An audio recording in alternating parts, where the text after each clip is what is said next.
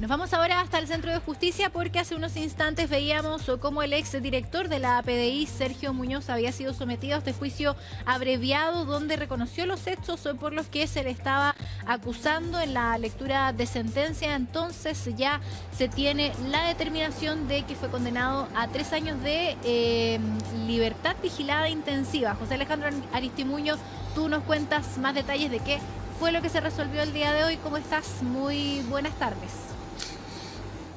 Hola, Mane, buenas tardes. Bueno, sí, presenciamos esta corta audiencia, además porque se trata de un procedimiento abreviado donde, bien digo, el imputado, ahora sentenciado, reconoce los hechos. Esto es importante destacarlo porque hay tecnicismos para que establece así la legislación. Esto no es un juicio de un tribunal oral en lo penal, sino que es un convenio prácticamente al que llega la Fiscalía con el imputado, en este caso sentenciado, y le ofrece, digamos, una salida a este proceso invitándose a un juicio oral. Sergio Muñoz, el exdirector general de la Policía de Investigaciones, es el primer condenado por el caso Hermosilla. Recordemos que se da a conocer este famoso audio que hoy tiene a su autora en arresto domiciliario total, a Leonarda Villalobos, pero también a Luis Hermosilla, acá muy cerca del Centro de Justicia, en el anexo penitenciario Capitán Llaver, en una de sus celdas, a ese abogado Luis Hermosilla, donde Sergio Muñoz reconoce los hechos que se le imputaron en este proceso, es decir, la filtración, la revelación de secreto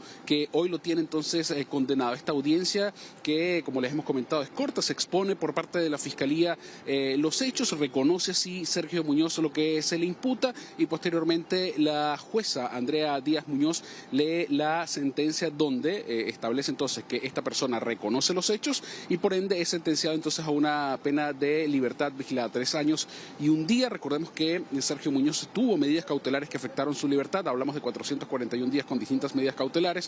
Eso fue la prisión preventiva y posteriormente arresto domiciliario nocturno, que queda sin efecto el día de hoy. Lo que hemos visto el día de hoy también, como forma parte de los hechos, es que prácticamente fiel a lo que sucedió en la audiencia de formalización, cuando llegaba al Centro de Justicia vestido de terno y corbata, el ex director general de la PDI era acompañado por lo que presumíamos en esa oportunidad escoltas, que en esa oportunidad también hubo agresiones a la prensa. El día de hoy no fue la excepción, fuimos agredidos abiertamente por personas que acompañaban al ex director general de la PDI, Sergio Muñoz, a colegas, a camarógrafos también, esta persona que hasta los momentos no ha sido identificada, pero sí sabemos que sube al auto de Sergio Muñoz y se dice que es una persona cercana a él. Así que forma parte entonces de los hechos que han sucedido el día de hoy, justamente cuando una persona ha sido condenada por la justicia, no hay siquiera un reproche o un mea culpa. Breves palabras pronunció Sergio Muñoz reconociendo estos hechos que fueron prácticamente empañados por la violencia que ejerció las personas que acompañaban a Sergio Muñoz en esta nueva agresión a la prensa que hemos intentado entonces hacer cobertura el día de hoy para conocer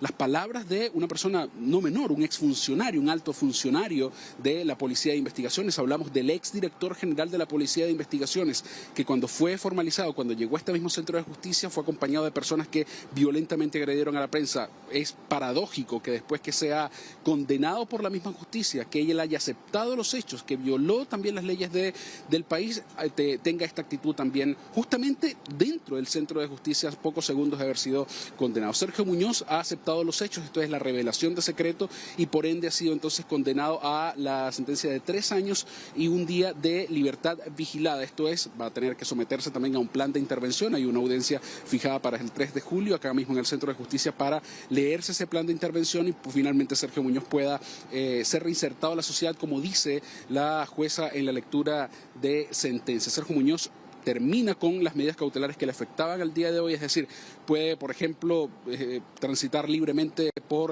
las calles, no está afecto a ninguna medida cautelar que limite su libertad, por eso salió por este mismo centro, por el mismo Centro de Justicia, por la explanada del Centro de Justicia ya conocida con los distintos casos de corrupción que hemos mostrado a través de la pantalla de Chilevisión Noticias, y sube este auto con rumbo hasta ahora desconocido, pero entendemos que como ya no afecta ninguna medida cautelar, no le afecta ninguna medida cautelar, entonces puede transitar libremente por las calles del país. En esta primera condena del caso Hermosilla, recordemos que después de este audio se devienen entonces distintos antecedentes que son conocidos por la opinión pública tras hacerse conocidos los chats también de Luis Hermosilla Hermosilla y cómo Luis Hermosilla le solicitaba y también Sergio Muñoz enviaba información reservada que le llegaba como director general de la Policía de Investigaciones, esto es en causas como por ejemplo Minera Dominga, los Panama Papers, pero también el Casino Enjoy y otra serie de investigaciones, por ejemplo la que enfrentaba también el exdirector antes de Sergio Muñoz, Héctor Espinosa,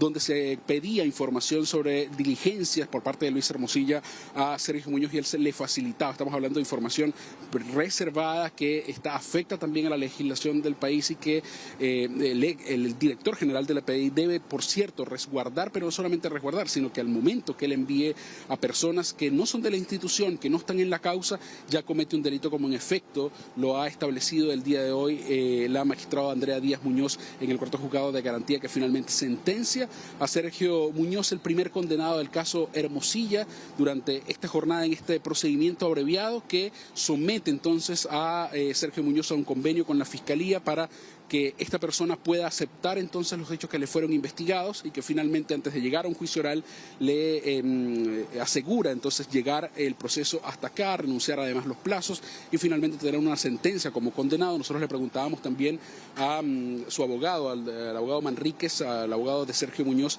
si esto efectivamente es una sentencia, si es encontrado culpable. Así lo admite Sergio Muñoz en algún momento, que ha reconocido un error, pero además el abogado ha reconocido que admite culpabilidad, aunque son, digamos, tecnicismos, porque cuando se admite culpabilidad hay un juicio oral de por medio. Acá no llegaron a esa instancia y por ende llegan a este procedimiento abreviado en el que finalmente es sentenciado el exdirector general de la policía, el ex mandamás de la Policía de Investigaciones, Sergio Muñoz. Lo vimos muy de cerca con autoridades de alto gobierno y que finalmente conocemos entonces que él revela esta información de distintas causas a Luis Hermosilla, hoy detenido, también afecto con medida cautelar acá en el anexo penitenciario Capitán Llave. Recordemos que tuvo un breve paso también por un arresto domiciliario y posteriormente entonces fue devuelto a este anexo penitenciario Capitán Llave. Se cierra así al menos, digamos, la primera arista o la primera condena del caso Hermosilla, que termina entonces con la sentencia del ex director general de la Policía de Investigaciones, Sergio Muñoz, por revelación de secreto y por ende tiene una condena de 3 años y un día que va a tener en libertad vigilada, sin afecciones a su libertad, simplemente un plan de intervención que será leído en una audiencia posterior. Perfecto. Muchas gracias, José Alejandro Aristimuño, que estés muy bien. Buena tarde. Buenas tardes. 12 de la tarde con 5 minutos. Bueno, lo decíamos más temprano, una variación de 0,2% experimentó el índice de precios al consumidor en el mes de abril, cifra que se ubicó en la parte baja de las expectativas del mercado, que apuntaba a un registro entre 0,2 y 0,4%. ¿Por qué han subido tanto los arriendos? ¿Qué pasa con la UEF a partir de este IPC de abril? Lo vamos a conversar con Ignacio Mieres, jefe de análisis de XTV Latam. ¿Cómo estás, Ignacio? Muy buenas tardes. Hola, ¿qué tal? Muy buenas tardes. Bueno, primero preguntarte lo que estábamos mencionando en la presentación, qué es lo que pasa con este IPC. Al parecer, lo que más se vio afectado fue el alza de precios en los arriendos. ¿A qué se debe esto? Así es. De hecho, cuando analizamos el dato de inflación, la primera lectura era un dato positivo. Crecía menos de lo esperado, un 0,2%, pero siempre matizamos diciendo que está muy lejos del objetivo que tiene el Banco Central del 3%. Se sitúa en torno al 4,5% actualmente. Entre las partidas que veíamos que generaban esta mayor alza está el sector de los servicios y especialmente el sector de la vivienda, el ahorro, los gastos comunes, el arriendo. Eso ha generado problemas en donde el enfoque estamos viendo que quizás el acceso a la vivienda que tengan los consumidores, los ciudadanos, esté perjudicando en las presiones inflacionarias. ¿Y esto cómo lo podemos entender? ¿A qué se debe? ¿Por qué este ítem es el que sufre el alza? Justamente porque hemos visto un mercado de la vivienda mucho más estrecho. Estamos viendo cómo el crédito continúa siendo restrictivo, es decir, las personas que quieran financiar su vivienda lo ven cada vez más difícil. Eso hace que se centre el gasto hacia el arriendo. Al ver una vivienda que no tiene dinamismo, un mercado de la vivienda, vemos alzas en el arriendo, que es la partida que estaría afectando más a los ciudadanos. Sí, y esto afecta también, por ejemplo, el precio de la UEF. Hay muchos arriendos que están en UEF, hay otros servicios que también se pagan en UEF, los dividendos, por ejemplo, ¿lo afecta directamente? Sí, la UEF al ser una medida que está en línea a la inflación, vimos una inflación más alta, 0,2%, si bien es por debajo de lo que se esperaba, sigue siendo presión inflacionaria, hace que la UEF vea un aumento. Y eso continúa este ciclo de que veamos que se encarece la vivienda y se encarecen todos estos gastos relacionados. Ahora, claro, sube, por ejemplo, lo decíamos, el precio de los arriendos o todo lo que tiene que ver, lo que tiene relación con la vivienda, gastos comunes, etcétera, pero hay otros puntos que también bajan su precio. Aquí la pregunta que uno se hace es si esta baja de otros servicios u otros bienes se compensa con el alza, o el alza se compensa con la baja de otros productos. Sí, cuando analizamos aquellos productos que no sufrieron presión inflacionaria, de hecho mostraban una caída en su precio, vemos que es la energía que ha caído debido a todo este contexto mundial donde los precios del petróleo y las materias primas han descendido y generan un escenario positivo para la inflación. También los alimentos, pero cuando nosotros analizamos estos son elementos muy volátiles, es decir, podría ser que este mes se viera un positivo, pero al otro se vea un incremento. De hecho, ya lo estamos viendo en el petróleo, por lo que seguimos viendo cómo la inflación base de aquellos productos que no dependen de estos elementos volátiles está generando aún presión inflacionarias. Por lo que este dato, si bien fue positivo, no esperamos que sea la línea base para lo que queda de año. Exactamente. Y bueno, y dentro de lo que en lo que vimos que se observa una baja, ¿qué es lo que podemos encontrar? Sí, ahí como te destacaba, los precios de la energía, podemos ver cómo el combustible, el petróleo puede ir descendiendo, los precios de los principales alimentos vaya descendiendo, pero seguimos observando que esos son elementos volátiles. Entonces vamos a ver ciertos alimentos que se puedan ver mucho más atractivos en su valor y sector de la energía, como los combustibles, principalmente la benzina. Y ahora también estaba, bueno, revisando acá en materia de productos que destacó también, por ejemplo, el alza de los tomates, los alimentos adquiridos en restaurantes, café y los automóviles nuevos también, decía acá el detalle, son parte de los otros productos donde se observa el alza. Así es, esto va en línea también al sector de servicios. Estamos viendo un encarecimiento principalmente en todo lo que es el sector servicio, que ha mantenido la presión inflacionaria al alza. Entonces, continuamos. El principal enfoque está haciendo ese encarecimiento que tiende a ser mucho más difícil que se pueda lograr descender, porque los productos que tú mencionabas, incluyendo lo que hemos hablado de arriendo, sigue siendo el enfoque con el que miramos y lo que está generando los problemas en el precio en la economía actualmente.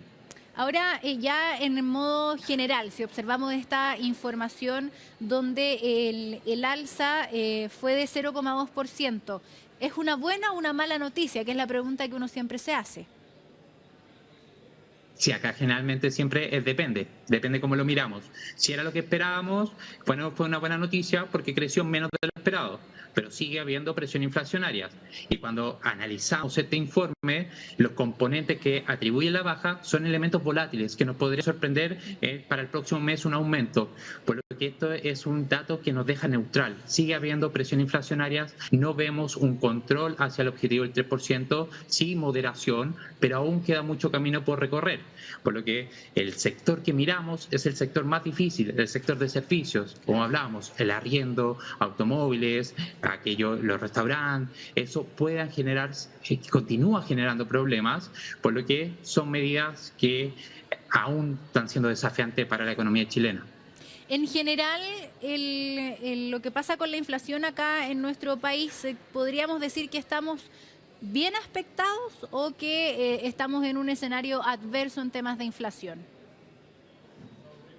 Estamos en un escenario que creo que es la tónica de todo de incertidumbre. Si bien el dato se mantiene estable y si todas las condiciones se mantienen, podríamos seguir viendo una caída de la inflación. pero rara vez se mantienen todos los componentes y sobre todo que el componente internacional continúa generando bastante incertidumbre. Por lo que el dato es positivo, sí, nos permite ver una mayor línea hacia el objetivo del 3%, pero no es algo que nos diga que va a ser la dinámica todo el año. De hecho, vemos que para el segundo trimestre las lecturas puedan ir marcando un alza debido a todo este tensionamiento. Perfecto. Muchas gracias, Ignacio, por esta entrevista. Que estés muy bien. Que tengas buena tarde. Muchas gracias a ustedes.